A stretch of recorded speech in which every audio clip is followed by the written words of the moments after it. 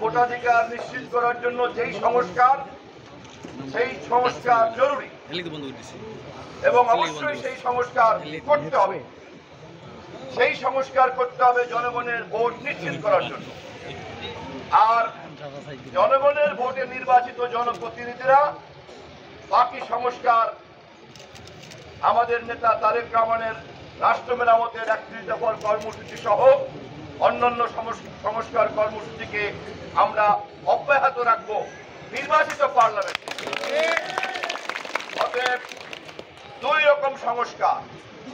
প্রথম সংস্কার আমরা এখনই চাই, সেটা হবে জনগণের ভোটাধিকার নিশ্চিত করার জন্য, যাতে রাতের বেলা কেউ ভোট করতে না পারে, যাতে বিনা ভোটে ১৫৩ জন এমপি হয়ে সরকার গঠন না করতে পারে, যাতে বিএনপির মতো জনপ্রিয় দলকে বাদ দিয়ে, জামায়াত ইসলামীর মতো রাজনৈতিক দলকে বাদ দিয়ে, গণতন্ত্র মঞ্চের মতো রাজনৈতিক দলকে বাদ দিয়ে শেখ হাসিনার গত বছর ৫ই জানুয়ারিতে আমাদেরকে কারাগারে বন্দী রেখে যেমন নির্বাচন করেছিল, সেই নির্বাচন যাতে না হয় সেটার জন্য যে সংস্কার, সেই সংস্কার আমরা এক্ষুনি চাই। এই সংস্কার করতে যদি দেরি হয় তাহলে ডক্টর ইউনূস সরকারের কাছে আমরা জবাব চাইব, ভোটের জন্য সংস্কার করতে এত দেরি কেন? সেই কাজে হাত না দিয়ে যারা আমাদেরকে বরঞ্চ অভিযোগ করতে চায় যে আমরা সংস্কার চাই না, তাদেরকে মনে করিয়ে দিতে চাই আমাদের নেতা তারেক রহমান ২০২২ সনে রাষ্ট্র মেরামতের কর্মসূচি দিয়ে বসে আছে। আমাদের চাইতে আগে কেউ সংস্কার চায় নাই, আমরাই সবার আগে সংস্কার চেয়েছি। এখন সংস্কারের কথা বলে অনেকে চ্যাম্পিয়ন হতে চান, ওটা হতে দেওয়া যাবে না। জনগণ জানে তারেক রহমানের রাষ্ট্র মেরামতের কর্মসূচি হচ্ছে একমাত্র ঘোষিত সংস্কারের কর্মসূচি।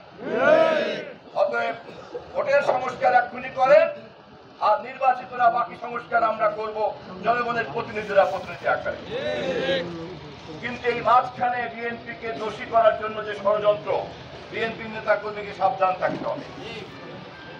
আমি এ ব্যাপারে একটু সবাইকে সতর্ক করতে চাই, বিএনপির নেতা কর্মীদেরকে। সারা দেশে নানান রকম অভিযোগ আমাদের নেতা কর্মীদের বিরুদ্ধে। গৌরনদী আগুলঝাড়ার নেতা কর্মীদের বিরুদ্ধে কি অভিযোগ আছে তা আমি এখন বলতে চাই না, কিন্তু রাষ্ট্রের গোয়েন্দা সংস্থা কিন্তু কাজ করে এবং গোয়েন্দারা কিন্তু গোপনে গোপনে প্রতিবেদন লেখে। আজকে মোবাইলের যুগ। কোন গ্রামে ছাত্রদল, যুবদল, স্বেচ্ছাসেবক দল, বিএনপি নেতার পুত্র কন্যারা যারা দুর্নীতি করে, অপকর্ম করে, যারা চাঁদাবাজি করে, দখলদারি করে, তাদের প্রত্যেকের নামে কিন্তু প্রতিবেদন তৈরি হচ্ছে।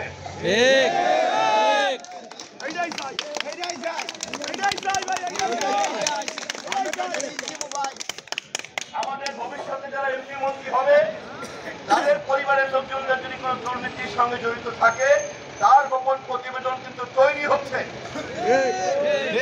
তারেক রহমান জানিয়ে দিয়েছে কোন অপরাধের দায়িত্ব বিএনপি গ্রহণ করবে না। কোন বিএনপি